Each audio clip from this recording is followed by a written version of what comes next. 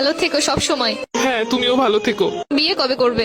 জানি না আদৌ কপালে বিয়ে শাদী আছে কিনা। তোমার বউকে বলে দিও আমি যেই হাত ধরেছি ওই হাত যেন না ধরে। তোমার জামাইকেও বলে দিও আমি যে গালে কিস করছি ওই গালে যেন আর কিস না করে। আমরা যে জায়গায় দুজন মিলে ঘুরছি তুমি তোমার বউকে নিয়ে ভুলেও সেই জায়গায় আর যাবা না। বউয়ের মন রাখতে মাঝে মাঝে যেতেও হতে পারে। তুই নেই মাত্র কইলে তুই আর বিয়ে করবি না। এটা তো তোমার কথায় কথায় বললাম। তোর স্বভাব আমি ভালো করে জানি। আমি তো তোর কথা উনানে লেগে কইতেছিলাম।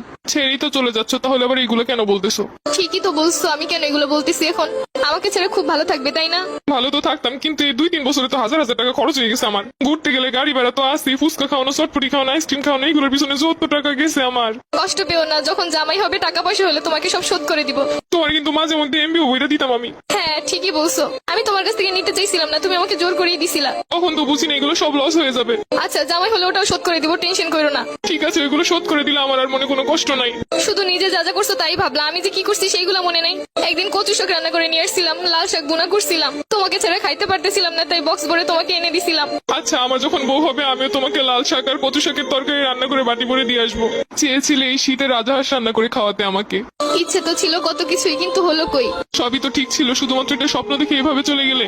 আর আমার এই শীতে রাজহাঁস খাওয়া হলো না। শুধু কি স্বপ্নই? তুমি যে একটা মেয়ের দিকে তাকাইছিলে 2 মিনিটের জন্য, সম্পর্কে শুরুতেই বলছিলাম কোনো মেয়ের দিকে ভুলেও তাকাবা না। তুমি শুধু তাকানোটাই দেখলে, কিসের জন্য তাকাইছি সেটা তো একবারও জানতে চাইলে না। ওই মেয়েটার অন্য গাড়িতে পেঁচে যাচ্ছিল, আমি মেয়েটাকে বাঁচানোর জন্য ওকে ইশারা করে বুঝাচ্ছিলাম। আমি বেঁচে থাকতে অন্য কেউ মরে যাচ্ছে বলে তোমার এত কষ্ট হচ্ছিল? আমি তো বলেছি আমার ভুল হয়েছে। কিছু কিছু ভুলের কখনো ক্ষমা হয় না, এটা তো জানো। আর তুমি তো জানো আমি সবকিছু সহ্য করতে রাজি, কিন্তু মেয়েদের ব্যাপার নিয়ে একদমই সহ্য করতে পারি না। তাই তো আর আটকাতেও পারছি না। দোয়া করি সুখে থাকো সব সময়। তুমি আমাকে খুব সহজে ভুলে যেতে পারবে তাই না?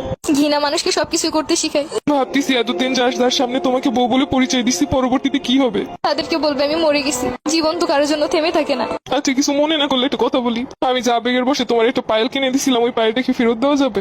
জানোই তো আমার কাছে অত বেশি টাকা পয়সা নেই। নতুন কাউকে পটাইতে গেলে তো তখন লাগবো। কিন্তু ওই পায়েলটার তো 2-3 জায়গা থেকে খুইলা পড়ে গেছে। সমস্যা নেই, তুমি নিয়ে এসো, যা পইরে গেছে ওগুলো লাগাই নিবো। ওটার তো রঙও তেমন ভালো নাই। সমস্যা নেই, রং করে নিবো। আচ্ছা ঠিক আছে। আর শুনো, এই শীতে গোসল করো প্রতিদিন। আগে শীতে কত বলে বলে গোসল করাইছি। তোমার আর আমাকে নিয়ে এখন চিন্তা না করলেও চলবে। তোমার আর আমার পথ এখন আলাদা। তারপরও মনে তো কোথাও একটা রয়ে গেছো। এত সহজে তো চাইলেই ভুলতে পারবো না। কিছু না মনে করলে আমি একটা কথা বলি। তোমারে তো আমি একটা গড়ি গিফট করছিলাম, ওই গড়িটা কি ফেরত দেওয়া যাবো? ওই গড়িটা তো পানি ঢুকে নষ্ট হয়ে গেছে। সমস্যা নেই, নষ্ট হইলেও চলবো। পুরোনো জিনিস বিক্রি হয়ে যে গ্রুপগুলোতে ওইগুলোই সেল করে দিব।